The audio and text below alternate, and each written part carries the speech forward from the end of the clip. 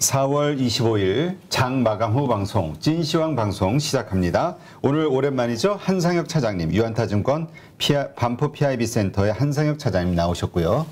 안녕하세요. 예, 안녕하세요. 네. 자, 일단 오늘 시장 어떻게 봐야 될까요? 지난 주말에 일단은 시장에 영향을 미치는 뉴스가 해외 쪽에서 두 가지 정도가 있었어요. 그래서 그 중요한 뉴스 두 가지 먼저 짚고 넘어가 보도록 하겠습니다. 일단은 첫 번째로는 파월 의장의 발언이 있었죠. 5월에 이제 50bp 금리 인상 발언이 좀 있었는데, 그 전에 이제 블러드 총재가 한 75bp 발언까지 언급한 상태였잖아요. 그러면서 이제 미국의 금리 예측 사이트에서 본다라고 하면 연말에 기준금리가 거의 한 3%까지 올라갈 것이라고 지금 예측이 되고 있는 상황이에요. 그러면 앞으로 FOMC가 6번 정도 남았거든요. 그렇다라고 하면 이를 생각한다라고 하면 50bp 인상이 5번은 나온다란 말이고, 실제적으로 다수의 분석가들은 이제 6월 FOMC 회의에서 75bp가 인상이 될 것이다라는 것을 전망을 하기 시작을 했습니다. 그래서 시장은 악재를 좀 싫어하긴 하지만 정확히는 이제 시장이 싫어하는 악재는 새로운 악재를 싫어하는 거지 그동안 익숙했던 악재는 별로 싫어하는 경향이 없거든요. 하지만 지금은 50bp 인상에 대해서는 모두 다 시장에서 참여자들이 알고 있지만 지금은 50bp 인상이 한 번이 아닐 수 있다라는 부분하고, 그리고 75bp까지 인상이 될 수가 있다. 이러한 부분들이 시장에서 지금 녹아져 내리고 있는 과정이라고 보시면 될 것 같고요. 그리고 또 하나, 그러니까 미국에서의 그런 금리 인상이 좀 빨라질 수가 있고 폭이 커질 수가 있다라는 그런 부분들이 미국 시장에서 좀 부담감을 작용하면서 나스닥, 다우지수 모두 다 하락을 좀 이끌어냈습니다. 그러면서 국내 시장을 좀 압박했던 요인인데, 그리고 사실 지난 주말에 해외 쪽에서 또 안 좋은 뉴스는 하나가 더 있었어요. 그 프랑스 대선, 프랑스 대선에 대한 부담감이 좀 있었거든요. 그러니까 극우주의자로 알려져 있던 그 르펜 같은 경우가 마크론에 역전할 수 있다는 주장이 좀 나오면서 주말에 유럽 시장이 좀 안 좋게 끝났습니다. 그러니까 르펜 같은 경우에는 EU와 나토에서 프랑스의 역할을 축소해야 된다라고 계속적으로 주장을 해왔던 인물이고, 그 프렉시트라고 하죠. 유럽 연합에서 프랑스가 이제 나와야 된다, 탈퇴를 해야 된다라고 주장했던 인물인데, 그 인물이 뭐 대선에서 이길 수가 있다라는 이제 분석이 나오면서 유럽 시장을 좀 압박했다는 요소라고 본다라고 하면,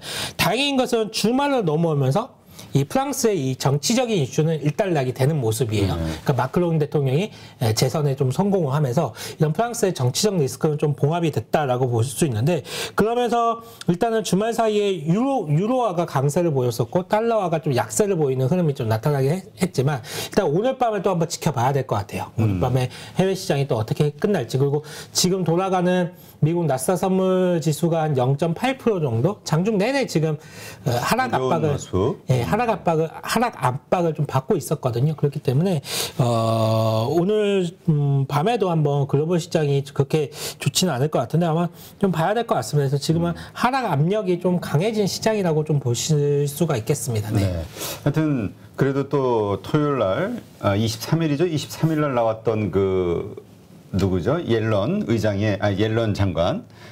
장관의 그 뭐죠? 스태그플레이션에 대한 그 이런 거는 좀 강력하게 좀 일어나지 않을 것이다. 이런 어떤 확신에 찬 말을 한 걸로 보도가 되면서 이것 때문에 좀 투심이 회복이 되지 않을까 이런 기대도 했는데, 어쨌건 선물 지수가 현재까지는 마이너스.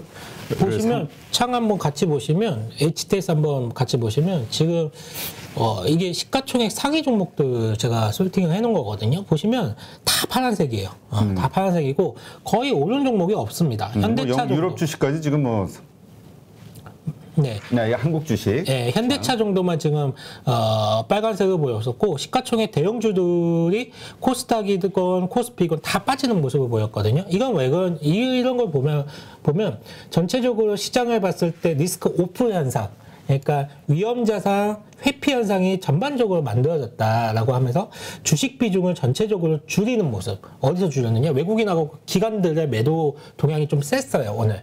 그러면서 전체적으로 주식 비중을 좀 줄이는 모습이 나타나면서 패시브 자금들의 이런 매도 압력이 강해졌고 시가총액 대형주들이 대부분 전멸하는 현상이 좀 나타났기 때문에 국내 증시의 하락 압력은 뭐 좀 이어질 것 같다라고 좀 생각을 해서 좀 저도 좀 안타까운 면을 좀 가지고 있습니다. 네. 자, 일단 그 미국 장도 그렇고요. 한국 장도 이제 실적이 중요한 시점이 왔다. 실적에 의해서 이제 주가 흐름이 이어질 것이다. 이런 이야기를 하는데 오늘 현대차가 좋은 실적을 발표했죠. 네, 현대차가 실적이 굉장히 좋았어요. 장중에 이제 발표가 났는데 보시면 이제 오늘 같은 경우에도 하락 출발을 했지만 그래도 실적이 좋게 나오면서 양봉을 만들어내면서 끝냈거든요. 아까 봤듯이 시가총액 대형주 중에서는 유일하게 오른 종목이 현대차라고 좀 보시면 될 것 같고요. 결과치가 매우 좋았어요. 진짜 컨센보다 좋은 실적을 좀 기록을 했는데 1분기에 1조 9,300억 정도? 그 정도 영업이익을 기록을 했습니다. 이게 본다라고 하면 내용을 보니까 SUV하고 제네시스 판매량이 많이 늘었어요. 그러니까 SUV가 보통 이제 차값이 좀 비싸잖아요. 그 제네시스 같은 게 가장 고급 모델이고 그러다 보니까 믹스 개선 효과가 좀 컸던 것 같고 그리고 결정적인 부분은 환율 효과가 컸던 것 같습니다. 아무래도 원달러 환율이 지금 1250원 그 정도까지 올라가다 보니까 이런 자동차주들 같은 경우에는 이 원달러 환율이 올라가면 올라갈수록 아무래도 실적에는 긍정적인 영향을 미칠 수밖에 없거든요. 그러면서 이 믹스 개선 효과 그리고 환율 효과까지 더불어서 이게 1분기에 사실 그 일회성 비용으로 실적급이 지급되는 금액이 한 3천억 정도가 있었어요. 그걸 감안한다고 하더라도 컨센서스보다 훨씬 더 좋은 그런 실적을 기록을 했습니다. 그러니까 뭐 현대기아차 같은 경우에는 뭐 기아차 역시도 지금 실적 발표 장 후반에 좀 나온 것 같은데 기아차도 마찬가지로 실적이 좋았거든요. 그래서 자동차 쪽은 우리가 예상했던 것보다 이상의 실적을 좀 기록을 하고 있다. 그리고 그 이면에는 환율 효과가 좀 있다라고 보시면 좀 좋으실 것 같아요. 네. 일단 기아도 전년 동기 대비 10.7% 증가했다. 매출액이 그렇게 나오네요. 네, 맞습니다. 그래서 기아 자동차, 현대 자동차 이런 쪽이 좀 실적이 완성차 업체들이 좀 좋게 나오고 있는데 사실 좀 염려가 됐던 부분은 제가 실적을 딱 보면서 무슨 생각을 했냐면 이 현대 위아가 있잖아요. 네. 현대 자동차 그룹에 현대 위아가 있는데 사실 현대 위아가 지난주 금요일에 실적 발표를 했어요. 보시면 근데 지난주 금요일에 실적 발표를 하고 떨고 냈단 말이에요. 근데 현대위아가 실적이 안 좋았느냐? 그렇지 않았습니다. 현대위아 실적도 굉장히 좋았습니다. 어닝 서프라이즈를 기록을 했고요. 모든 컨센서스의 상단을 상단보다 훨씬 더 좋은 그런 실적을 냈거든요. 근데 그 실적이 발표되자마자 주가가 이렇게 빠졌어요. 그러니까 세로 뉴스가 나왔던 거죠. 이미 일부분에서는 실적이 괜찮다라는 것을 알고 주가를 이렇게 끌어올렸다라고 하면 뉴스가 나오자마자 실적이 나오자마자 이렇게 팔아먹는 모습이 좀 나와줬는데 혹시나 현대차 쪽에서도 그런 모습이 나타나지 않을까라는 좀 우려감이 있었는데 다행스럽게 현대차는 그러지는 않은 것 같아요. 왜 그러냐? 그러면 현대위아 현대차랑 결정적으로 다른 이유가 뭐였냐라고 하면 현대차를 보시면 오른 게 없잖아요. 최근 들어서 4월 달 들어서 오른 게 없었기 때문에 실적 서프라이즈를 고스란히 좀 주가에 좀 반영을 하면서 양봉을 뽑아냈다라고 보시면 되는데 현대위아 같은 경우에는 그동안 좀 오름폭이 있었다. 이 오름폭이 있었기 때문에 좋은 실적을 계기로 시장도 안 좋고 했기 때문에 거기다 차익 실현을 때렸다라고 보시면 될 것 같아요. 네. 하여튼 지금 기아 단지 이제 그 지배 이익까지 합치게 되면 뭐 0.4% 감소했다 이런 것 때문에 약간 약보합인지 뭐 모르겠는데 기아 자동차요? 네, 기아차. 기아차 같은 경우에는 장 끝나고 실적이 발표가 됐어요. 아, 그래요? 네, 그렇기 때문에 그래서 반영이 안 됐군요. 단일가를 보시면 단일가에 그래도 좀 상승하는 모습이 좀 나타나고 있기 때문에 지금 볼 때는 실적 발표는 지금 내일 시장에 반영이 좀 될 것 같습니다. 네. 하여튼 자동차주에 대해서 요즘 그 기대감이 좀 커지고 있는데 이것이 또 뭐라 그럴까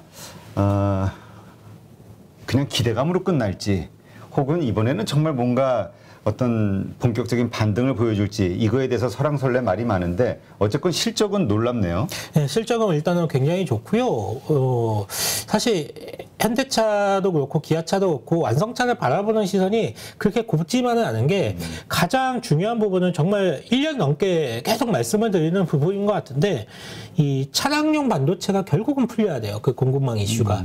그게 좀 풀려 나가야지만이 진짜 마음 편하게 우리가 현대차랑 기아차를 좀 매수가 가능할 것 같은데 아직은 여전히 현대기아차를 사기에는 부담스러운 요인들이 많이 있습니다. 차량용 반도체 수급 현상도 아직까지 풀린 기미도 없고 그렇기 때문에 지금 이 실적이 1분기에 발표된 실적이 환율 효과라고 했을 때 만약에 환율이 여기서 빠지게 된다라고 하면 실적은 또 줄어들 수가 있잖아요. 그런 부분까지 감안을 한다라고 했을 때 아직은 현대기아차를 맘 놓고 우리가 매수하기에는 조금 부담스러운 영향이 있다. 아직은 좀 더 지켜봐야 된다. 예, 맞습니다. 다만 지금같이 조금 시장 여건이 어렵고 환율이 지금 1250원까지 좀 올라오고 이런 환경에서는 트레이딩은 좀 가능하겠죠.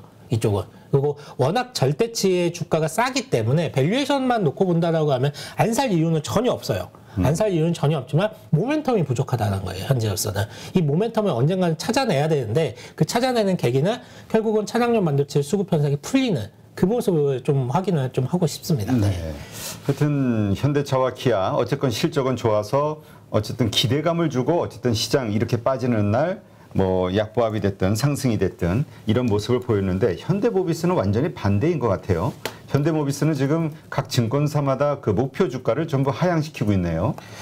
현대모비스는 조금 현대기아차랑 흐름이 좀 달리 가고 있는데요. 사실 현대모비스를 본다라고 하면 전체적인 시장 분위기가 완성차를 산다라고 했을 때 현대차, 기아차를 먼저 생각하지 아직까지 현대모비스까지 매수를 하기에는 많은 자금이 돌지가 않고 있거든요. 그래서 아직은 앞서 말씀드렸지만 이런 것만 본다라고 하더라도 우리가 자동차 업종에 대한 센티멘트가 개선이 되고 뭔가 매수에 대한 시그널이 나왔을 때는 현대모비스까지도 좋아지는 모습이 나와줘야 되는데 아직은 자동차 업종에 대해서 많은 투자자들이 좀 부담을 느끼고 있다라는 모습이 현대모비스의 그림에서 좀 나오는 것 같습니다. 네. 네.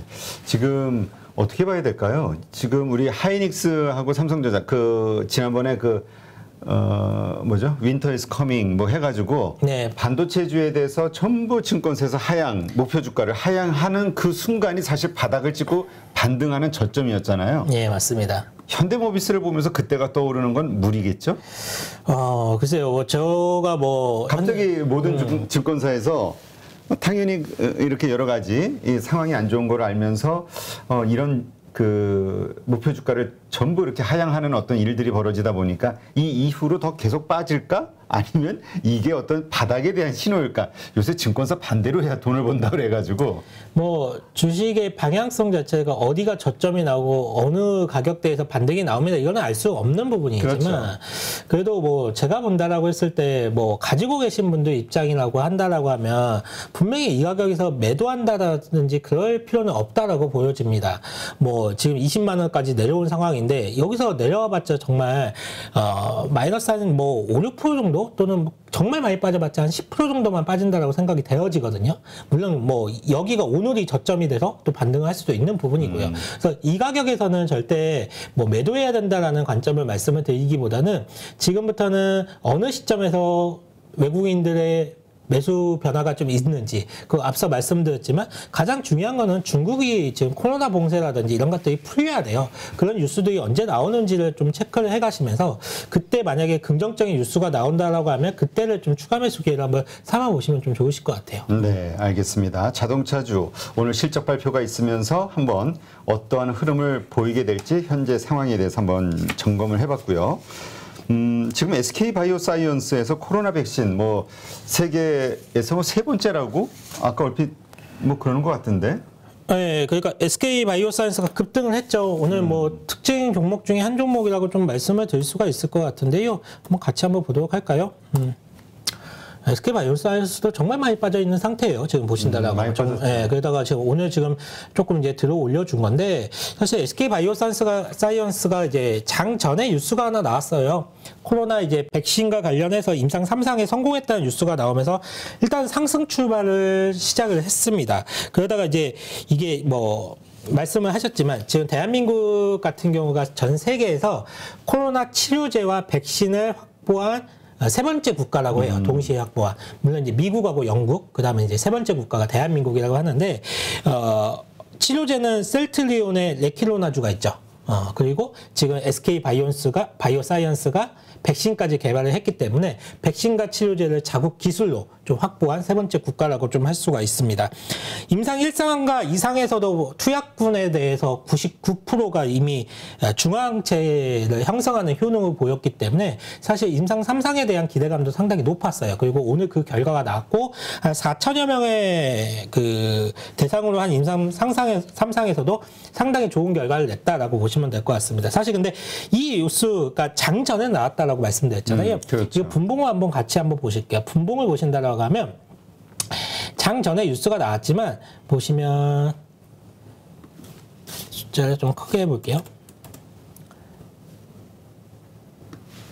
장 시작하고 난 다음에 상승을 하고 난 다음에 어느 뭐 한 29,000원, 13만원 거기서 그냥 큰 움직임이 별로 없었어요. 그러니까 상승폭이 매우 제한적이었다는 말씀을 드리고 싶은 거거든요. 그러다가 갑자기 이 주가가 급등하기 시작하는데 어떤 뉴스가 있었냐면 윤석열 당선인께서 이제 SK 바이오사이언스 이제 방문을 하셔가지고 수고했다라는 이제 얘기가 나오면서 이제 그 SK 바이오사이언스에 방문했다는 뉴스가 나오자마자 이제 여기가 주가가 뛰기 시작을 했습니다. 그러면서 이렇게 급상승을 했다가 다시 이제 주가가 내려오면서 5억장에서 내려오면서 마무리가 됐는데요. 사실 그래요. 이게 백신 개발에 성공한 게 굉장히 의미가 있고 자랑스러운 일인 것은 분명합니다. 근데 이게 과연 1년 전에만 나왔어도 주가에는 굉장히 큰 모멘텀을 제공할 수 있다라고 해석이 되겠지만 지금 같은 경우에는 팬데믹을 끝나고 이제 엔데믹을 준비하는 상황이고 리오프닝을 준비하는 상황에서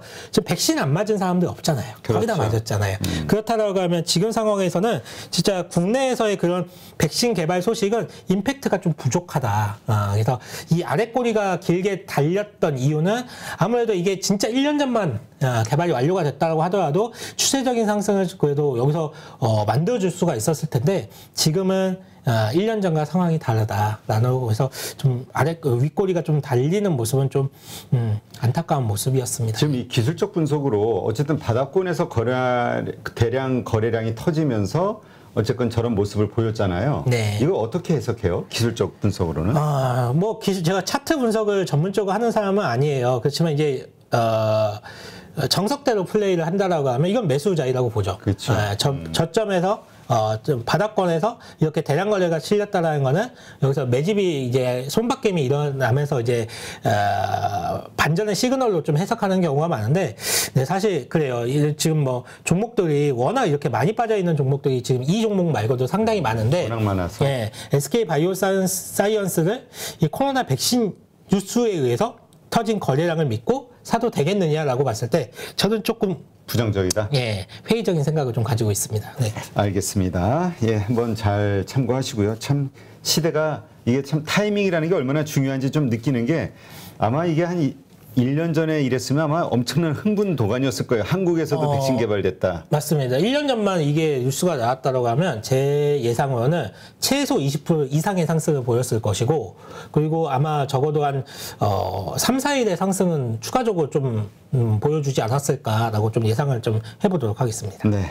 자, 야놀자가 나스닥 상장을 추진한다 이런 뉴스가 나왔는데요. 관련해서 또 영향을 받는 주식들이 있죠.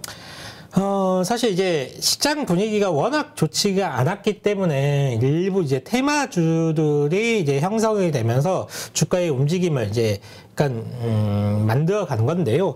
사실 이제 야놀자라는 이제 회사가 이제 3분기 말에 나스닥에 상장을 할 거라고 좀 얘기가 나왔어요. 이제 야놀자가 이제 작년 같은 경우에 소프트뱅크로부터 이 비전 펀드로부터 한 2조 원 정도를 투자를 유치를 받은 바가 있습니다. 당시에 기업 가치를 얼마나 인정을 받았냐면 8조 원을 인정을 받았어요. 이게 그러면서 좀 이제 엄청난 스타트업이 탄생이 됐다라는 평가를 많이 받았는데 만약에 정말 미국 증시에 상장에 성공한다라고 하면 당시가 뭐 1년 전에 한 8조 원이었기 때문에 지금 최소한 10조 원 이상의 기업 가치를 할 것이다라는 분석들이 많이 나오고 있습니다. 그래서 야놀자의 뭐 시리즈 A, B, C에 이렇게 투자했던 회사들이 벤처 회사들이 있거든요. 그런 회사들이 오늘 좀 상승하는 모습을 보였는데 예를 들어서 SBI 인베스트먼트라든지 그리고 아주 IB 투자 이런 회사들이 좀 강세를 보였습니다. 그런데 사실 이런 주의 종목들은 테마성으로 움직이는 경향이 상당히 높기 때문에 매매에 의해서는 조금 조심할 필요가 있다라고 보여지기 때문에 그냥 트레이딩 관점을 좀 보셨으면 좋겠어요. 네. 네. 하여튼 스타트업 기업 이게 야놀자 같은 경우는 이수진 대표를 제가 한 6년 전쯤에 인터뷰했던 걸로 기억나는데 그때 국민연금에서 처음 뭐 투자했을 때 근데 또 그 이후로도 상당히 성장이 하여튼 발견됐죠. 네. 네.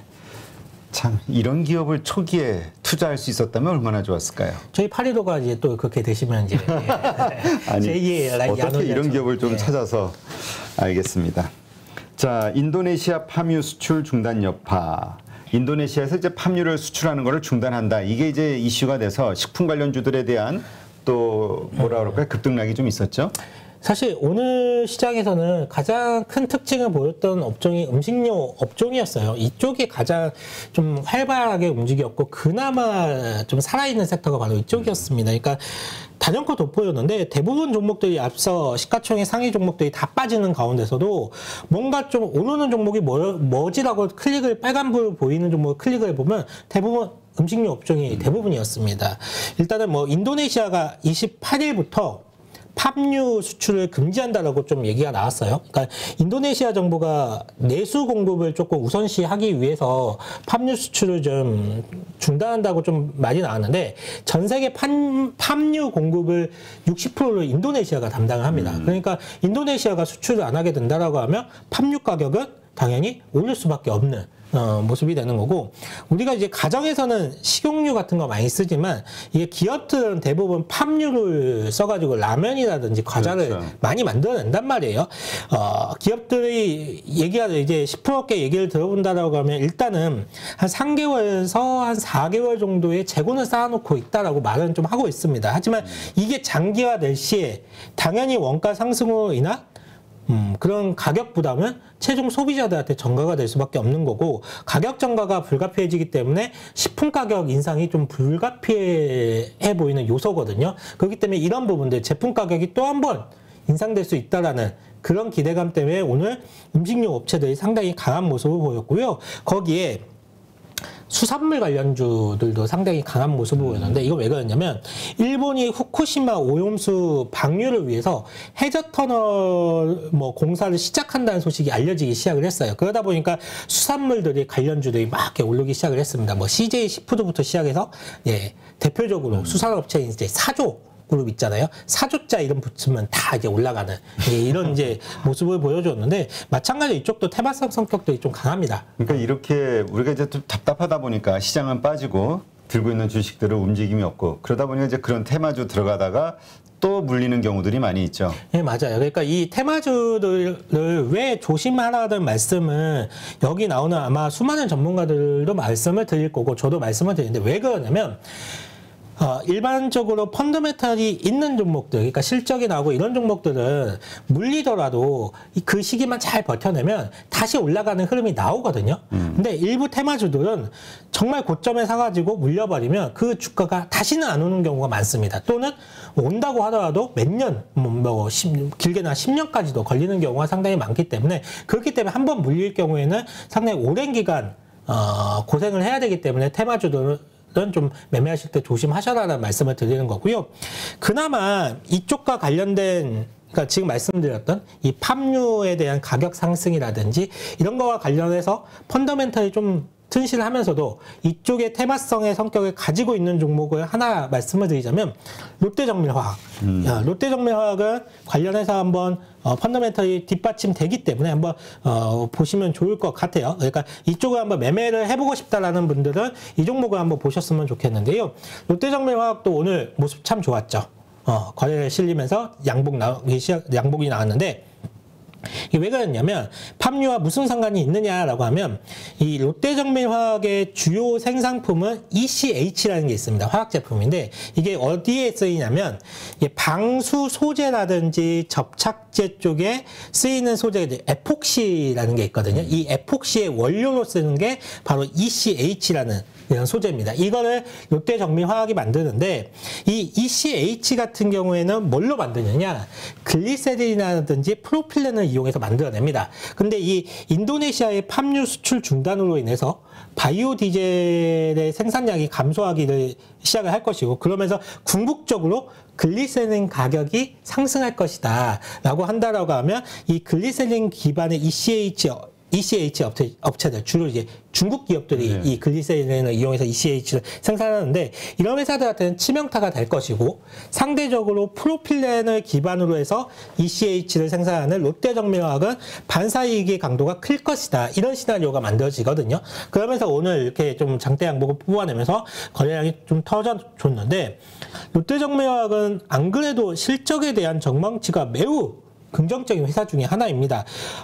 실적도 지난 4분기 실적도 굉장히 좋았고요. 그리고 올해 1분기 실적도 상당히 좋을 것으로 증권가에서 예측을 하고 있는데 만약에 지금 ECH의 가격 상승이라든지 이런 반사이익까지 덧붙여진다라고 하면 거의 3개 분기 연속 최대 이익을 달성할 가능성이 상당히 높아요. 그래서 올해 내내 롯데정밀화학의 실적은 상당히 좋아질 여지가 많이 있기 때문에 만약에 내가 진짜 이쪽에 그런 팜유와 관련돼서 테마군들 중에서 한번 매매를 한번 해보고 싶다라는 분들이라면 차라리 롯데정밀화학을 좀 접근하시는 게 펀더멘탈 상으로서도 유리하기 때문에 이 종목을 한번 접근을 해보셨으면 좋겠습니다. 네, 알겠습니다. 하여튼 이렇게 시장에서 뉴스가 나왔을 때 이때 이거 참 따라가야 되나 팔아야 되나 이 매수 타이밍 잡기가 어려운데 요즘 같은 때 특히 워낙 대외 변수가 많고 이게 어떤 결과를 가져올지 모르다 보니까 참 고민이 되실 분들이 많을 것 같아요. 일단 오늘도 환율 오늘 거의 한 50원대 가까이 되는 것 같은데요. 환율이 참 부담스러운 요인이에요. 사실 원달러 환율을 보신다라고 하면 지금 1250원까지 지금 올라와 있는 상황인데요. 여기 보시면 지난 3월 고점을 지금 넘어서고 있잖아요. 이 부분이 상당히 좀 부담스러운 요인인데 네. 사실 이렇게 환율이 이렇게 뛰는 상황에서는 외국인의 매수세를 기대하기는 좀 힘들거든요. 근데 사실 국내 증시 같은 경우에는 외국인의 매수세가 없다라고 하면 시장에 대한 상승의 방향성을 읽어내기가 상당히 어렵습니다. 그리고 지금 이게 왜 부담이냐라고 하면 추가적으로 봤을 때 이 부분이 더욱더 부담인 게 이 부분이 굉장히 부담이에요. 이거는 위안화하고 달러의 동향을 나타내는 건데 지금 위안화가 굉장히 약세가 지금 많이 진행이 되고 있어요. 이거는 그렇죠. 중국의 이제 코로나 봉쇄 이런 영향 그리고 지금 베이징도 지금 봉쇄가 된다라는 얘기가 나오고 있거든요. 뉴스 플로우가 잡히고 있기 때문에 이런 부분들 때문에 위안화가 약세를 만들어지고 있고 그리고 이제 미국과 중국 간의 금리가 역전이 되어 있잖아요. 그러니까 상대적으로 이머징 국가인 중국이 금리가 훨씬 높아야지 정상인데 지금은 미국의 금리가 중국의 금리보다 더 높아지는 현상이 나타나고 있어요. 그렇죠. 그러면 중국에서는 자금이 이탈돼서 미국으로 되돌아가는 흐름들이 나타날 수가 있고 중국에서 자금이 빠진다는 것은 이런 위안화 약세가 상대적으로 더 강해질 수가 있다는 거거든요. 그러면 이 위안화 약세가 지금 잡히지가 않고 있는데 우리 원화가 이 위안화와 상당히 동조해서 흘러가는 경우가 요 최근 2, 3년 동안 많이 있었기 때문에 이렇게 위안화가 계속적으로 좀 약세를 보이는 모습은 국내 원달러에도 상당히 부담스러운 요인이다. 그러면 이 원달러가 잡히지 않는다라고 했을 때 외국인의 이런 매수세를 기대하기가 참 힘들어서 이런 부분들이 시장을 좀 부담스럽게 하는 그리고 내일 시장 그리고 이번 주 시장이 상당히 좀 부담스럽게 하는 요소 중에 좀 하나라고 좀 보고 있습니다. 네. 하여튼 우리 시장이 좀 일어나기 위해서는 외국인이 좀 사주든가 아니면 최소한 팔지를 말아야 되는데 맞습니다. 네. 계속해서 팔 수밖에 없는 이유가 만들어지고 또 불안한 게 이제 중국이에요. 네. 우리가 소위 양털깎기라고 하는 그 시나리오를 많이 생각했던 게 바로 이런 상황이잖아요. 맞습니다. 신흥국에서 그 해외 투자 자금들이 빠져나갈 때 특히 중국이 공격 타깃이 되는 거. 네, 맞습니다. 네. 이런 부분들이 이제 국내 시장에는 뭐 중국의 그런 뭐 옆에 있다 보니까 워낙 지금 영향을 많이 받고 있어요. 주식 시장뿐만 아니라 뭐 경제적으로 봤을 때도 상당히 영향을 많이 받고 있기 때문에 외국인은 여기서 되돌리려면 삼성전자가 진짜 해줘야 돼요. 삼성전자가 할 수 있는 일이 있을까요? 그러니까 지금 삼성전자가 여전히 좀 힘을 못 쓰고 있잖아요. 그러니까 삼성전자가 여기서 무언가 돌파구를 좀 마련을 해줘야 되는데 그동안 삼성전자가 이제 반도체 기술 논란도 있었고 뭐 파운드의 성과가 좀 미진하고 휴대폰 논란까지 겹치면서 그리고 주가 흐름이 상당히 좋지가 않잖아요. 그러다 보니까 지금 외국인들이 한국 증시를 살려면 어쨌거나 삼성전자의 그런 긍정적인 뷰가 만들어져야지만이 한국 증시를 사거든요. 근데 지금으로서는 삼성전자가 아직은 뭐 그런 모습이 나타나고 있지 않고 볼까요? 삼성전자의 외국인의 수급이 너무 좋지가 않아요. 지금 거의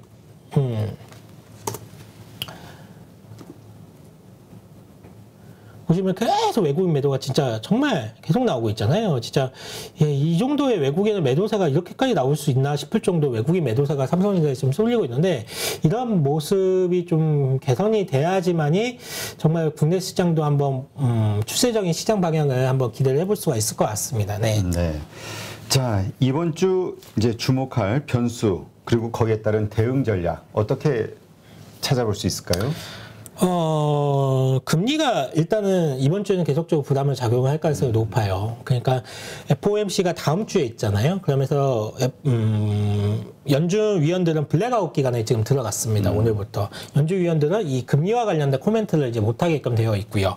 그러다 보니까 시장 금리, 그리고 금리에 대한 부담감 때문에 여전히 성장주보다는 밸류에이션이 되는 종목들을 시장에서는 좀 선호할 가능성이 높다라고 보고 있고, 최근 몇 개월 사이에 종목들을 본다라고 하면 정말 아침에 좀 많이 좀 오르는 모습을 보이는 종목들이 윗꼬리를 달면서 쭉 내려가는 경향이 상당히 많아요. 이거는 시간이 흐르면 흐를수록 이 종목들을 차익 실현에 빌미를 작용하는 경우가 상당히 많다는 거거든요. 그러니까 그만큼 빨리 차익 실현한다는 얘기가 좀 될 수가 있을 것 같고요. 이 중장기 모멘텀 종목들은 여전히 좀 추세가 이어가는 종목들이 많은데 이럴 때는 이렇게 좀 추세를 이어가는 종목들이 오히려 더 강해지는 모습이 많이 있습니다. 그래서 지금은 낙폭과대 종목들도 좋지만 지금은 추세가 유지되는 종목들 중에서 오늘처럼 시장이 좀 빠졌을 때 그 음봉의 그런 모습에서 좀 분할 매수 관점을 하시는 게 좀 맞을 것 같고요. 이번 주는 연준 위원들의 블랙아웃 기간에 가장 결정적인 부분들은 미국의 빅테크 기업들의 실적 발표들이 상당히 많이 있어요. 그런 모습들이 국내 시장에 상당히 많은 영향을 미칠 거라고 보고 있어서 이 빅테크 기업들의 실적 발표를 참 유심히 볼 필요가 있습니다. 네. 네.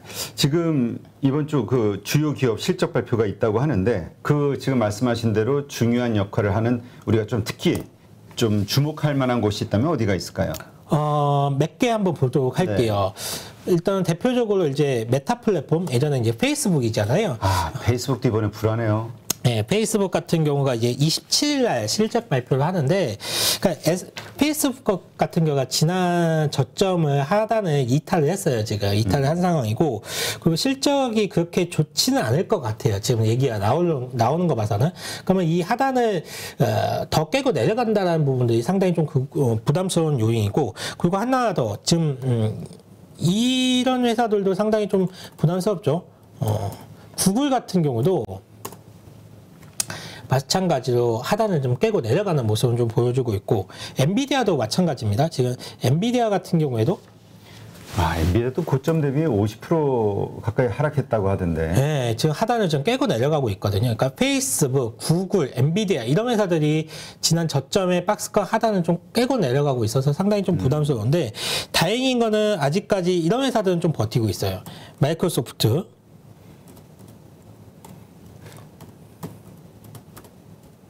마이크로소프트는 아직은 하단은 깨고 있지는 않거든요. 근데 마이크로소프트의 실적이 26일에 발표가 예정이 되어 있습니다. 그래서 마이크로소프트는 실적이 좀 괜찮을 거라는 얘기가 나오고 있습니다. 거기에 지금 애플이 아마 좀 반전이 되지 않을까 싶어요. 네, 애플 같은 경우에도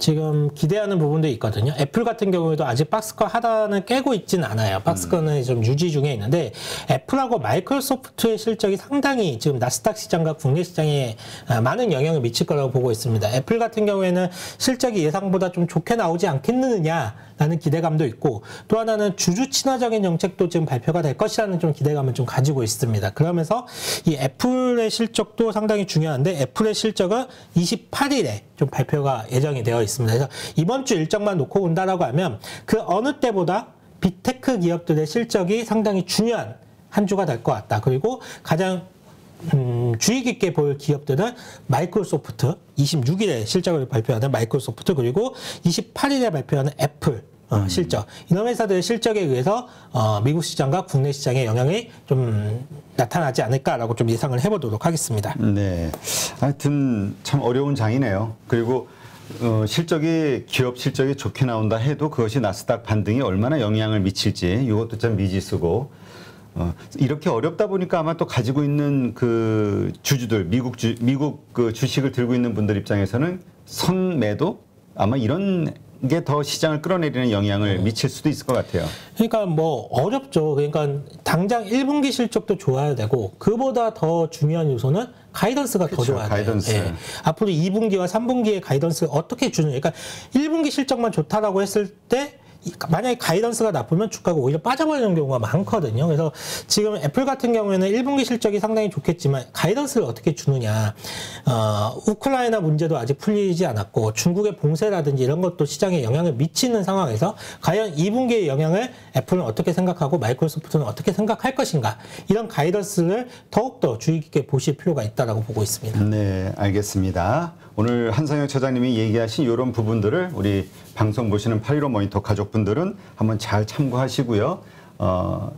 어떻게 대응할 것인가 한번 논리를 한번 세워보시는 계기가 되었으면 좋겠네요. 네, 이제까지 유한타증권 반포 PIB 센터 한상혁 차장님과 함께했습니다. 오늘 좋은 인사이트 고맙습니다. 네, 감사합니다.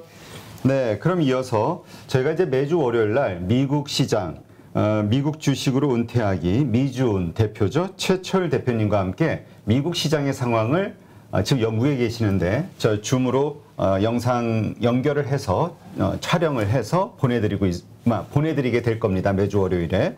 네, 이어서 바로 최철 대표의 미국 시장의 특징적인 사항들 또 주의해야 될 점들 이런 것들에 대해서 살펴보는 시간 갖겠습니다.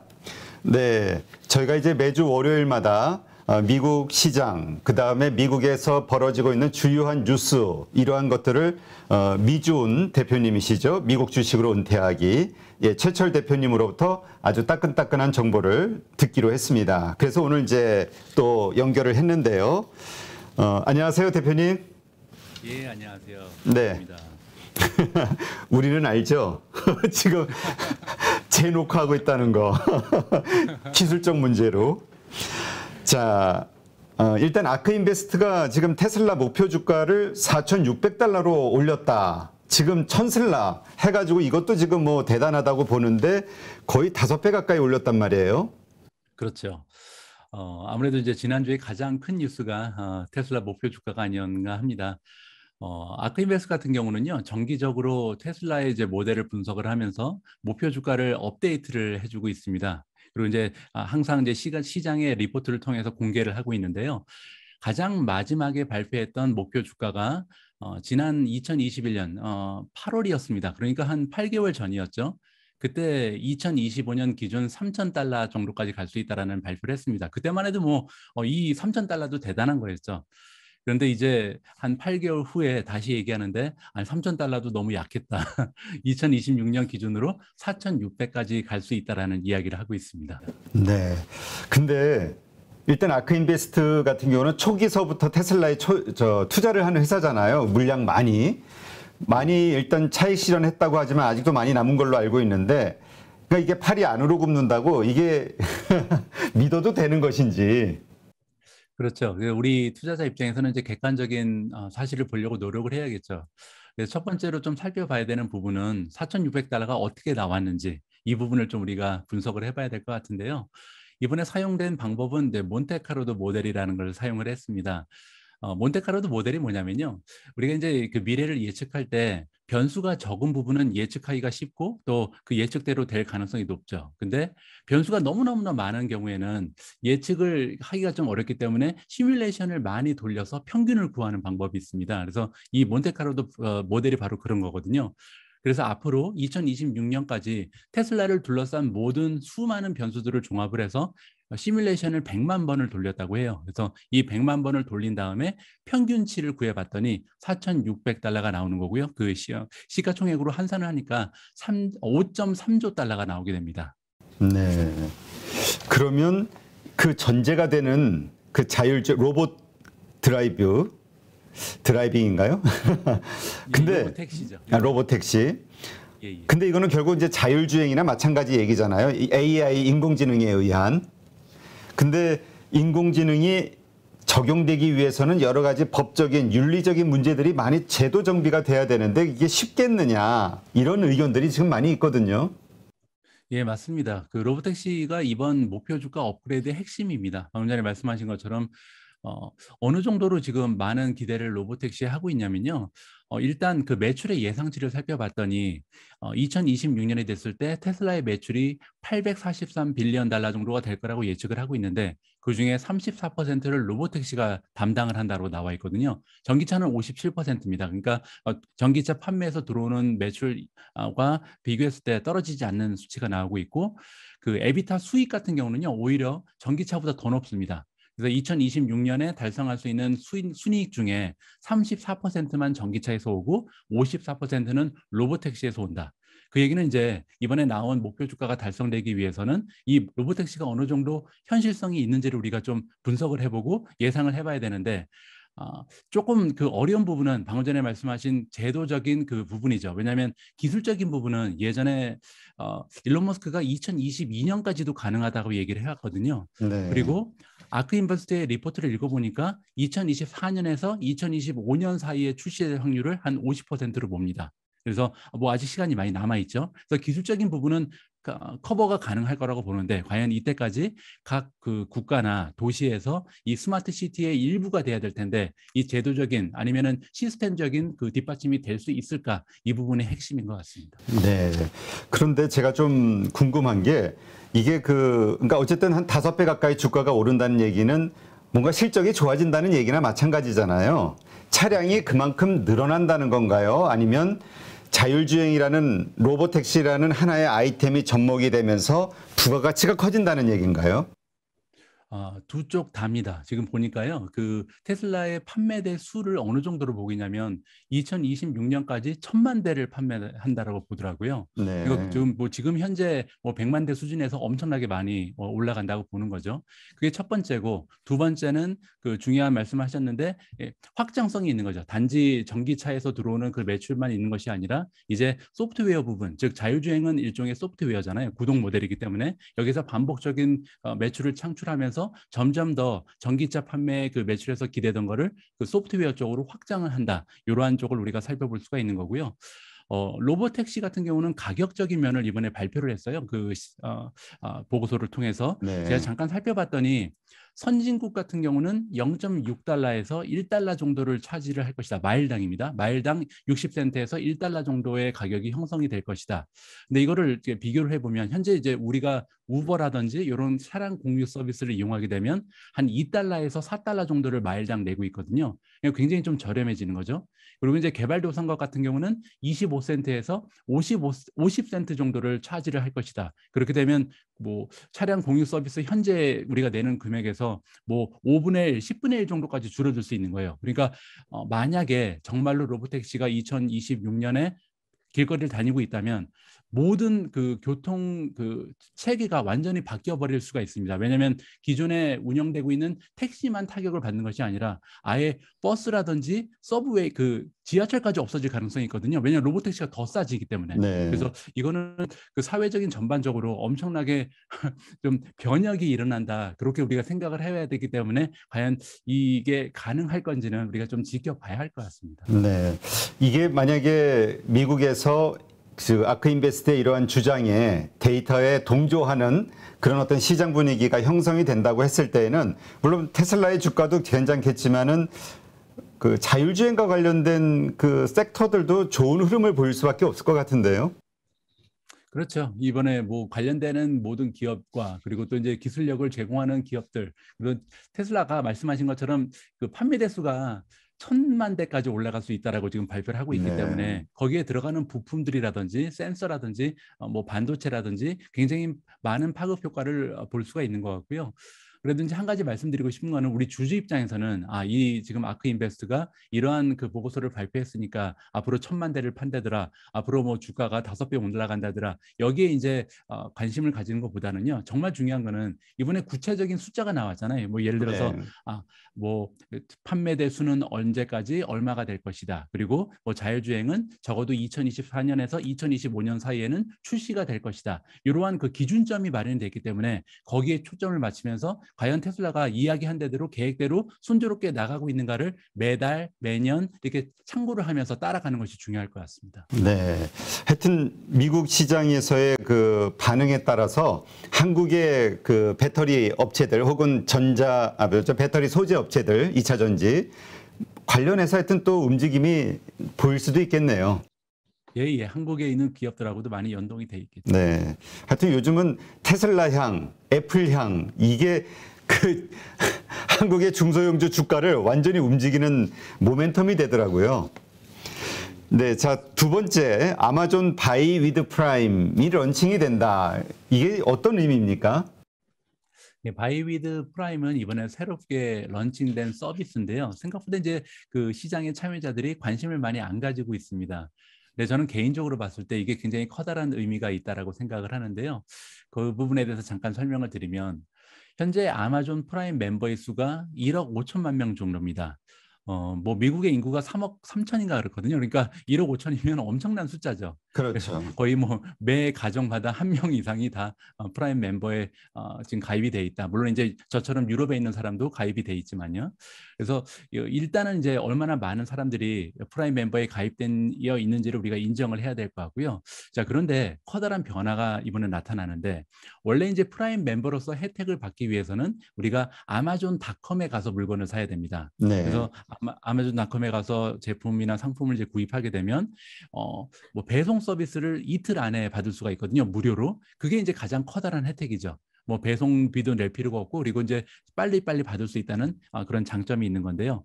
앞으로는 아마존닷컴에서 상품을 판매하지 않는 상인들도 그들이 원하면요. 그들이 이제 운영하고 있는 온라인 숍에다가 바이 위드 프라임이라는 버튼을 설치할 수 있는 길이 열린 겁니다. 이거를 조금 쉽게 좀 설명드리기 위해서 예를 하나 들어볼게요. 뭐 이럴 일이 있을지 모르겠지만 나이키가 만약에 바이 위드 프라임 버튼을 설치하고 싶다. 뭐 네. 나이키 입장에서는 설치하고 싶을 이유가 있거든요. 왜냐하면 프라임 멤버들이 워낙 많기 때문에 이 버튼이 있으면 아무래도 프라임 멤버들이 나이키에 찾아와서 결제를 할 확률, 그러니까 상품을 구매할 확률이 높아지는 거죠. 그래서 만약에 설치를 한다면 어떻게 되냐면 고객 입장에서는 프라임 멤버가 누릴 수 있는 혜택이 이 2일 개런티 무료 배송 서비스였는데 이거를 아마존닷컴이 아닌 나이키닷컴 가서 물건을 샀는데도 똑같이 받을 수가 있는 거예요. 이틀 안에 배송 서비스를 무료로 받게 되는 거죠. 네. 그래서 굉장히 좀 그 고객 입장에서는 좀 혜택이 커진 의미가 있고요. 아마존 입장에서는 굉장히 커다란 혜택이 발생을 하는데 그냥 단순히 이커머스의 그 확장성이 넓어진다는 것이 아니라 결제 서비스 매출이 올라갈 가능성이 있고 또 하나는 배송 서비스의 시너지, 확장이 일어날 가능성이 있습니다. 이게 무슨 말이냐면 지금 만약에 우리가 나이키에 가서 물건을 사게 되면요. 그 결제 수단에 뭐 이렇게 여러 가지가 나오겠죠. 예를 들어서 비자 카드 번호를 넣고 산다든지 아니면 페이팔, 스퀘어 같은 그 결제 서비스를 이용한다든지 애플페이를 이용하든지 뭐 이런 그 다양한 결제 방법이 있을 텐데 이제는 바이 위드 프라임 버튼을 눌러서 내가 만약에 그 멤버로서 혜택을 누리게 되면요. 이 결제는 무조건 다 아마존 페이로 진행이 되는 거예요. 그러니까 아마존 페이에서 수수료를 또 엄청나게 받을 수가 있겠죠. 그게 네. 첫 번째 장점이고 두 번째는 뭐냐면 아마존이 최근 한 2년 정도 그 다른 그 이커머스 기업에 비해서 엄청나게 많은 투자를 FBA에 했습니다. FBA는 이제 Fulfillment by 아마존의 약자거든요. 그 배송 서비스 쪽에 엄청난 인프라 투자를 한 것이 아마존이거든요. 네. 그런데 이 투자를 진행했는데 사용할 기회가 높아지는 거죠. 그 얘기는 뭐냐면 아마존의 그 딜리버리 서비스가 만약에 우리 아파트에 와요. 그래서 한 동에 이 아마존 배송을 받을 사람이 기존에는 5명밖에 없었는데 이게 10명으로 늘어요. 근데 인건비에는 거의 차이가 없죠. 그래서 이렇게 시너지, 그 규모의 경지가 확장되면서 엄청난 시너지가 발생될 가능성이 높다. 그래서 이 단순히 그 이커머스가 확장된다고 보는 것보다 이때 더 중요한 것은 방금 전에 말씀드린 것처럼 결제 서비스를 통해서 매출이 더 들어올 수도 있고 지금 엄청나게 투자한 배송 서비스가 확대될 가능성이 있다. 그래서 예를 들어서 UPS라든지 FedEx 같은 기업이 타격을 받을 수 있는 거죠. 원래는 이제 만약에 우리가 아까 나이키의 예를 들어보면 나이키에서 신발을 사게 되면 이걸 누군가가 딜리버리를 해줄 텐데 그때는 원래는 이제 FedEx나 UPS가 갖다 주던 거를 이제 아마존이 갖다 줄 가능성이 높아진 거죠. 그래서 굉장히 좀 커다란 의미가 있다라고 저는 개인적으로 보고 있습니다. 네, 이게 만약에 성공적으로 정착이 된다고 하면 배송업체도, 그러니까 물류업체도 문제겠지만은 우리 피지사라고 하죠, 전자결제 업체들 이쪽도 상당히 타격을 좀 받을 수 있겠네요. 예, 맞습니다. 제가 사실 그 아마존뿐만이 아니라 페이팔이라든지 스퀘어 같은 기업에도 투자를 하고 있는데요. 최근 가서 느끼는 게 참 그 결제 시스템 같은 경우는 경제적 해자가 없구나. 그러니까 너무 진입이 쉽다는 거죠. 그래서 투자의 가치가 생각보다는 예전에 제가 믿었던 것보다는 조금 투자 가치가 떨어져 보인다는 생각을 하고 있습니다. 네, 결국은 답은 플랫폼이다. 네트워크 효과를 가진, 파워를 가진 플랫폼의 그 의지에 따라서 이런 여러 가지 다양한 부분들이 다 플랫폼의 기업의 그 유리한 어떤 서비스들로 바뀌어질 수 있다. 이렇게도 볼 수 있겠네요. 그렇죠. 이제 네트워크 효과 말씀하셨는데 정말 이게 무서운 게 사용자 수가 증가되면 이제 매출이 늘으니까 이 매출을 재투자해서 혜택을 증가시키잖아요. 방금 전에 아마존 페이가 등장한 것처럼 아마존 서비스가 등장한 것처럼 혜택이 증가하게 되면 더 이제 그 멤버십의 가치가 커지기 때문에 사용자가 더 늘게 되는 거죠. 그래서 계속 선순환을 반복하면서 앞으로는 아마존뿐만 아니라 뭐 애플도 마찬가지고 구글도 마찬가지고 이런 생태계를 이미 만들어 놓은 그 빅테크 기업들이 꾸준하게 성장할 수 있는 하나의 터전이 마련되는 거 아닌가 이렇게 생각을 하고 있습니다. 네, 알겠습니다. 이거는 그 한국의 쿠팡도 아마존을 뭐 그대로 벤치마킹하고 있기 때문에 아마존이 성공한다고 하면 한국에서의 그 쿠팡이라든가 또 경쟁이 되는 온라인 업체들의 어떤 서비스 형태가 달라질 수가 있고 결국 우리 한국의 결제 회사들, 물류 회사들 또 이게 영향을 줄 수밖에 없겠네요. 예, 그렇죠. 그대로 반영될 가능성이 있다라고 봅니다. 방금 전에 말씀하신 것처럼 만약에 쿠팡이 비슷한 버튼을 만들게 되면 뭐 카카오페이 같은 데서 타격을 받을 가능성도 있는 거잖아요. 그래서 그렇죠. 그냥 한 기업의 그 뉴스를 보실 게 아니라 이게 연결되는 전반적인 산업에 커다란 변화가 있을 수 있다. 하지만 이제 막 런칭이 됐기 때문에 물론 시간이 좀 걸릴 것 같습니다. 네, 어떻게 흘러가는지 우리가 좀 주의 깊게 봐야 되겠네요. 투자의 관점에서. 자, 세 번째로 주요하게 잡은 이슈가 넷플릭스 폭락인데요. 그렇잖아도 고점 대비 한 50% 빠져 있는 상황이었잖아요. 그 상황에서 또 실적 때문에 또 35% 폭락해가지고 이건 깜짝 놀랐거든요. 이건 정말 무서운 폭락인데 어떻게 보고 있나요? 예, 넷플릭스 같은 경우는 제가 35%까지 빠지는 거는 정말 제 주주는 아니지만 그 기존에 투자하고 계신 분들 생각하면 제가 마음이 아플 정도거든요. 4월 19일 날 이제 1분기 어닝 결과 발표가 있었는데 그때 이제 35% 넘게 폭락을 했고요. 일단 어닝의 결과를 좀 살펴보시면 물론 이제 매출 같은 경우는 전망치보다 약간 떨어졌습니다. 그래서 좋지가 않았죠. 그런데 그 어닝 같은 경우는 어닝을 이제 우리가 보통 EPS를 얘기하거든요. 어닝 퍼 쉐어. 순이익은 시장의 예측을 초과 달성했습니다. 그리고 그 얘기는 이제 어닝만 보면 35%씩 떨어질 만한 결과는 아니었다는 거죠. 자, 그런데 문제가 하나 있었는데 바로 구독자의 수입니다. 시장의 전문가들이 예상했던 거는요. 지난 분기에 비해서 이번 분기에 250만 명 정도 사용자가 늘었을 것이다라고 전망을 했거든요. 네. 그런데 뚜껑을 열고 보니까 20만 명이 오히려 줄었습니다. 270만 명의 갭이네요. 그렇죠. 갭이 너무나 큰 거죠. 그래서 좋네. 이게 정말로 이제는 성장이 멈춰버리는구나라는 생각이 들 정도로 좀 그 충격이 있었고요. 더욱이 더 중요한 것은요. 우리 이제 기업이 분기 보고서를 발표할 때 이번 분기에는 실적이 얼마였다고 발표하고 다음 분기에 가이던스를 던져주거든요. 그렇죠. 그래서 이제 2분기 가이던스를 던져줬는데 구독자 수가 200만 명이 더 줄 거라고 발표를 해버렸습니다. 그러니 얼마나 충격을 받겠어요. 그렇죠. 그리고 이제 10년 만에 사실 구독자가 준 게 처음입니다. 넷플릭스는. 그러니까 엄청나게 이제 타격이 있었던 거고, 근데 이제 한 가지 좀 덧붙여서 말씀드리고 싶은 거는 2019년에요. 이미 넷플릭스는 구독자 수의 성장이 좀 둔화되는 모습이 나타나긴 했습니다. 그래서 그때 이제 시장의 참여자들이 넷플릭스가 이제는 좀 멀티플을 줄여야 될 때가 왔구나, 기대치가 좀 줄어들 수밖에 없겠구나라고 예상을 하고 있었는데 벼랑간 이제 팬데믹이 발생을 하면서 다시 성장이 기하급수적으로 올라가 버렸죠. 그래서 이번에 어떻게 보면 기존의 그 진작 나타났어야 할 그 성장의 그 둔화 모습이 한 2년 정도 오히려 가속화가 되면서 어쩔 수 없이 팬데믹 기간에도 만약에 여러분들이 그 넷플릭스에 가입을 하지 않았다면 이제 영원히 넷플릭스에 가입하지 않을 사람이라고 우리가 가정을 해도 과언이 아니거든요. 그래서 가입할 만한 사람들은 다 가입을 했는데 지난 2년 동안 네. 이제 팬데믹이 완화가 되면서 결국 일시적으로 가입했던 사람들이 하나 둘씩 탈퇴를 하고 있다. 이렇게 이해를 하면 좋을 것 같습니다. 네, 그렇군요. 그렇다면 이거는 어떻게 리오프닝이라는 이 환경 때문에 안 좋아진 거라고 봐야 될까요? 아니면 경쟁사들과의 경쟁이 아주 심해져서 뺏기기 전쟁이 시작이 됐다, 이렇게 봐야 될까요? 두 가지 다죠. 그래서 방금 전에 설명드린 부분은 이제 팬데믹 기간에 사실 스트리밍 서비스를 이용할 만한 고객이 아니었는데 환경적인 영향으로 어쩔 수 없이 가입한 사람들이 빠져나간다. 이게 첫 번째고요. 이제 두 번째 같은 경우는 방금 전에 말씀하신 것처럼 이 경쟁이 너무나 심화되고 있습니다. 우리가 팬데믹 방금 전에 핀테크 기업에도 좀 경제적 혜자가 부족하다라는 이야기를 나눴잖아요. 그런데 이 구독 서비스를 구성하고 있는 많은 모델들이 다 비슷한 문제점을 가지고 있는 것 같아요. 스트리밍 서비스 같은 경우도 단순히 디즈니가 등장했기 때문에 경쟁이 강화됐다고 보기보다는 사실 틱톡이라는 뭐 굉장히 짧은 그 비디오긴 하지만 틱톡을 보면서 시간을 보내는 사람도 많이 생겼고, 그리고 최근에 이제 페이스북 같은 경우도 숏 비디오를 만들기 시작했고, 거기에 가장 중요한 거는 유튜브죠.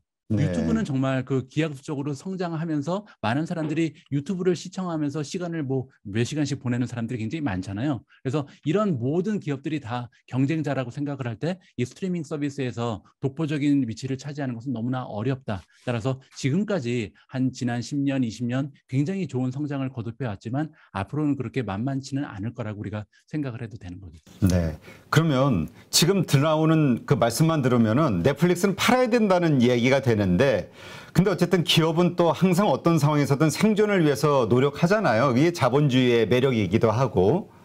뭐 넷플릭스의 뭐 비전은 없나요?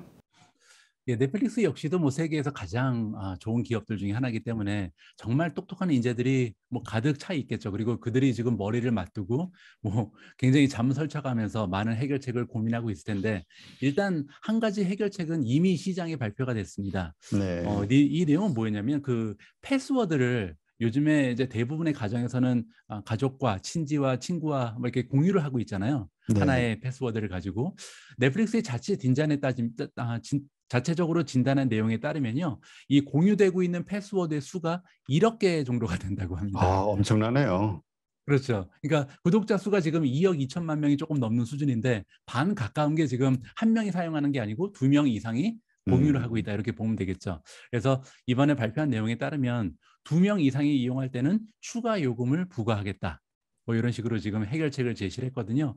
이 부분은 충분히 이제 실현 가능성도 있고 빠르게 진행될 수 있는 가능성이 보입니다. 이제 그런데 불구하고 문제는 뭐냐면요. 일단 뭐 2명 정도로 확장할 때 2배를 차지할 수는 없잖아요. 왜냐하면 그렇죠. 그러면 그냥 2개를 가입하는 게 나니까. 그러니까 예를 들어서 가입비 중에 뭐 20% 정도를 추가한다든지 30%를 추가하면서 일시적으로는 반등을 노릴 수가 있는데 그게 다죠. 구독자 수가 성장하지 않는다면 일단 그 패스워드 공유하던 거를 막아서 일시적으로는 반등할 수 있겠지만 영원히 반등하기는 어렵기 때문에 제가 볼 때는요, 사실 이 스트리밍 서비스의 모델 자체를 바꾸지 않을까 이렇게 예상을 하고 있거든요. 이 얘기가 뭐냐면 스트리밍 서비스에는 크게 세 가지가 있습니다. 첫 번째는 이제 TVOD라는 게 있는데요. 트랜잭션이 나타날 때마다, 그러니까 사람들이 영화를 볼 때마다 뭐 10,000원을 낸다든지 5,000원을 낸다든지 이렇게 해서 우리가 돈을 버는 모델을 TVOD라고 그러고요. 두 번째는 이제 SVOD가 있습니다. 서브스크립션 모델이죠. 이게 네. 지금 그 넷플릭스나 디즈니가 활용하고 있는 모델인데 한 달에 월정액을 받으면서 이제 비디오 온 디맨드 서비스를 제공하는데 여기에 한계점에 지금 와 돼버린 거잖아요. 그래서 제가 보기에는 넷플릭스 경영진이 나중에는 결국은 그 AVOD로 이동하지 않을까. AVOD는 뭐냐면 광고를 시청한다면 무료로 시청할 수 있는 가능성이 열리게 되는 모델이죠. 가장 이제 쉬운 예가 유튜브잖아요. 그렇죠. 예, 유튜브 역시 이제 프리미엄 멤버십에 가입하면 광고를 보지 않고 모든 영상을 즐길 수 있지만 대부분의 사람들이 뭐 많은 사람들이 이제 무료로 시청을 하면서 대신 이제 광고에 노출이 되는데 이런 그 방법, 이런 그 모델로 아마 전환을 하지 않을까 저는 그렇게 생각합니다. 네. 그래서 이렇게 만약에 전환을 하게 되면 재미있는 부분이 광고 시장은 성장의 한계가 있고 정해져 있는데 파이가 정해져 있는데 그렇죠. 이 광고 시장을 현재 예를 들어서 그 뭐 로쿠라는 기업 아니면 아마존, 구글, 페이스북 뭐 이런 기업들이 지금 그 공유를 하고 있는 거잖아요. 근데 그렇죠. 나중에 가면 넷플릭스에 여기에 뛰어들 가능성이 있는 거죠. 그래서 이번 넷플릭스의 주가가 폭락한 거는 단순히 넷플릭스 하나의 문제가 아니라 전반 그 광고 시장 전반적인 그 생태계가 완전히 변화할 수 있는 커다란 사건이었다라고 저는 좀 진단을 하고 싶습니다. 네. 지금 말씀하신 이러한 서비스에 대한 변형에 대한 부분은 그 넷플릭스 자체에서 뭔가 공식적으로 이야기가 나온 건가요? 그렇지는 않습니다. 이 부분은 이제 그 월가에 있는 전문가들이 이렇게 바뀔 가능성이 있다라는 전망을 하고는 있습니다. 그런데 넷플릭스 입장에서는요, 구체적으로 어떻게 얘기했냐면 제가 기억한 바에 의하면 아직까지 계획은 없다. 이번 폭락 전입니다. 이제 폭락 후에는 모르죠. 아, 네. 알겠습니다. 그러니까 이제 결국 우리가 가장 쉽게 생각하는 거는 컨텐츠의 질과 수를 늘리게 이게 어떤 하나의 방법이라고 생각을 했는데 아예 판 자체를 서비스 방법 자체를 바꿔버릴 수도 있는 가능성이 있다. 이게 이제 월가에서 지금 나오고 있는 이야기군요. 그렇죠. 이 아무래도 이제 구독자를 늘리면서 확장을 하기에는 이미 너무나 성공적인 모습을 보여왔고 그리고 이제 컨텐츠 같은 부분도요. 사실 제가 이제 그 넷플릭스를 구독하고 있는데 넷플릭스의 컨텐츠는요 이미 최상 단계에 올라 있는 것 같아요. 정말 좋은 그 영화나 드라마 같은 거를 많이 만드는 게 이제 넷플릭스 오리지널이거든요.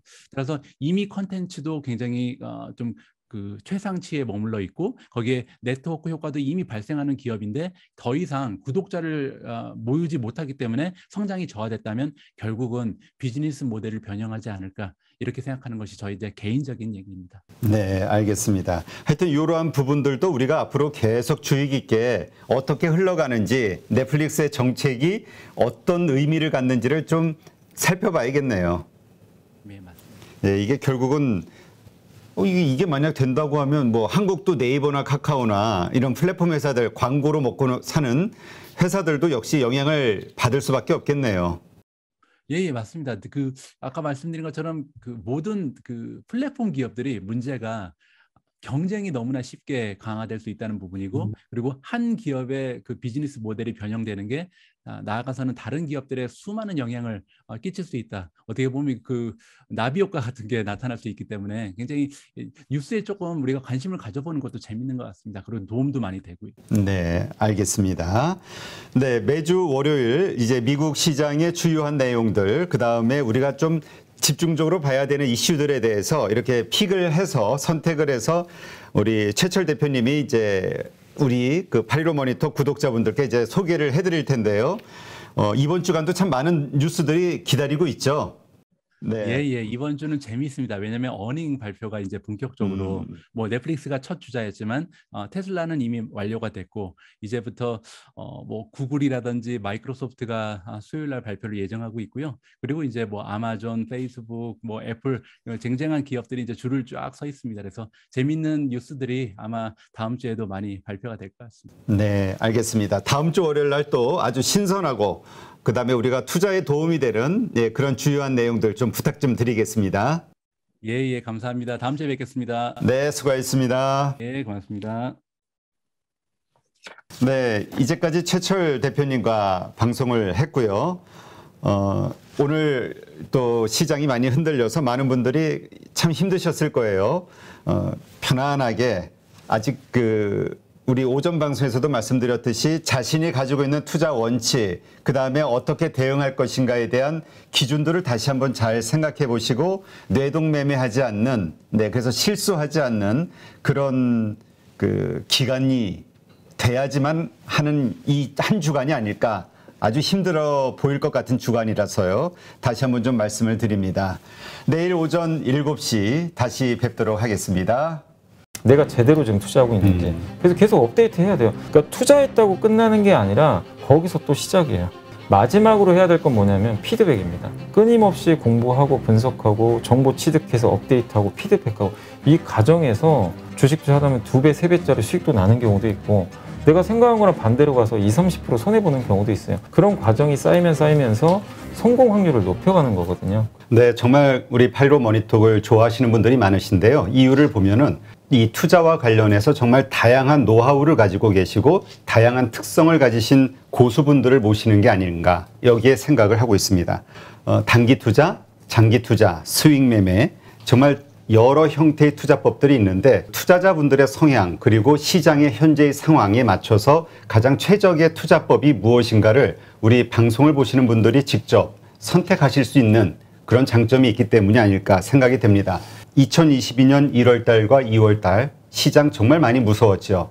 많은 분들이 공감하셨을 텐데요. 이렇기 때문에 더군다나 나의 투자 성향이 어떤지를 다시 한번 생각해 보셨을 것 같고요. 자신에게 맞는 투자법 그리고 그와 관련된 노하우들을 차분하게 충분히 공부할 수 있는 계기가 되지 않을까 그렇게 생각이 됩니다.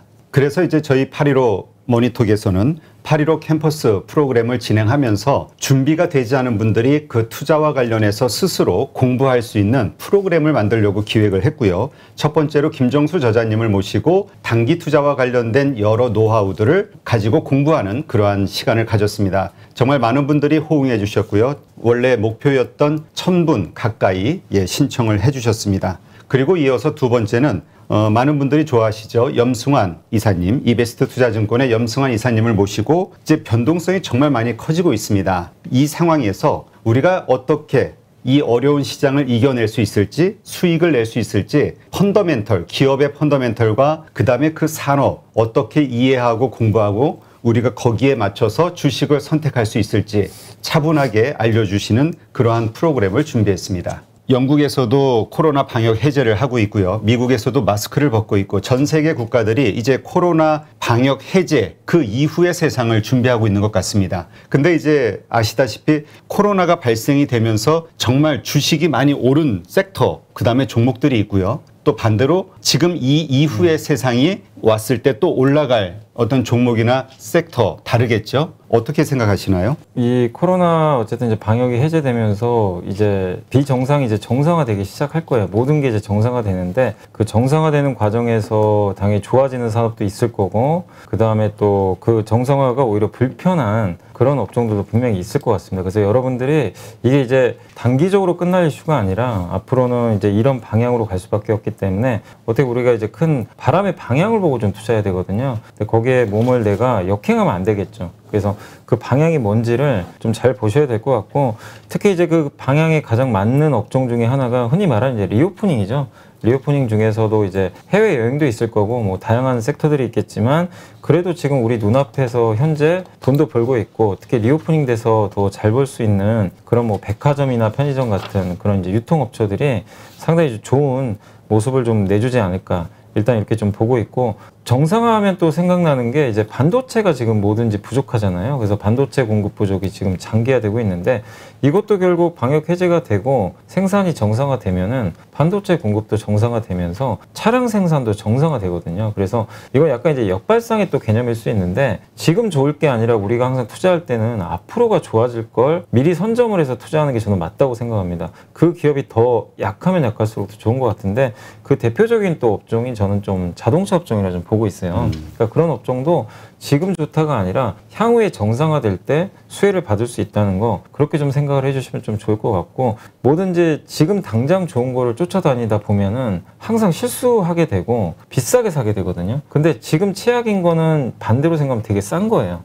근데 다만 인내심이 없기 때문에 못 기다리는 거죠. 그 상승하는 과정 동안 너무 시간이 오래 걸리니까. 근데 수많은 이렇게 뭐 주식 투자 대가나 이런 분들 보셔서 아시겠지만 그 인내를 하고 나서 큰 자산을 쌓으셨던 분들이 대부분이거든요. 그래서 이번 코로나19 방역 해제 이후로 어떤 산업이 또 성장할지 매일매일 또 우리가 업데이트를 해야 되겠지만 큰 흐름으로 봤을 때 지금 안 좋아지면서 정상화되면서 좋아지는 그런 기업들을 여러분들이 한번 잘 고민하셔서 투자를 해보시면 좀 좋을 것 같습니다. 네.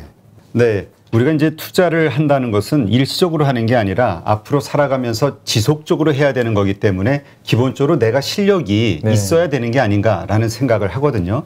그래서 이제 많은 분들은 좀 편하게 어떤 종목을 추천해 주기를 원하지만 사실은 그 종목을 직접 찾아내고 그게 상장할 산업인지 혹은 주가가 오를 수 있는 어떤 모멘텀을 갖고 있는지 판별할 수 있는 능력이 있어야 되는 게 아닌가 네. 이런 생각이 듭니다. 그래서 이번에 우리 여미사님도 준비하고 있는 강의에서 고기를 잡아주는 게 아니라 어떻게 스스로 고기를 잡을 수 있는지 잡는 네. 법에 대해서 집중해 주신다고 하는 거죠. 네, 그러니까 이게 주식 투자라는 게 많은 분들이 대부분 실패도 하고 그런 이유가 이제 뭘까 좀 곰곰이 생각해 봤는데 여러 가지가 있겠지만 결국엔 본인이 안 해서 저는 그런 거라고 생각을 해요. 남이 던져다 준 그냥 어떤 정답지 가지고 내가 그냥 그대로 따라했을 때 그 성과가 나중에 보면요. 5년, 10년 지났을 때는 엄청난 차이가 발생하거든요. 주식 투자도 마찬가지예요.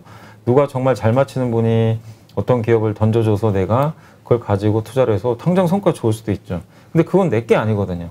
내 실력이 아니라 잠깐 빌린 것 뿐이죠.